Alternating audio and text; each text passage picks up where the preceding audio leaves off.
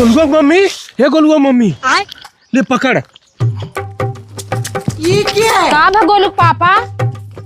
अरे का भा? अरे गोलू पापा नौकरी लग गए का? लॉटरी लग गए? अच्छा तार बाबूजी ने 5 लाख के बीमा करान उहे मिल गए का? का भवा कूदत है आरी बगले। अरे गोलुआ मम्मी, हमारे SIR में नाम आ गया। दही जरूर नाती, SIR में तहां नाम आ गया, जान पड़ते रजवाड़े का सर्टिफिकेट मिल गया बाटे। 2 महीना से आगे पीछे घूमत आवा SIR खेते में इतना काम करे बाटे, आलू खोदे को, सरसों काटे के, फुल काम छोड़ के तू SIR के पीछे भागत रहला। आयुष्मान कार्ड बना। अरे उमन 6 जने चाहिए, 6 जने। हाँ तोहरे खंडनवा में 6 जने नाई बाटन, सब निपुर के चला गा का?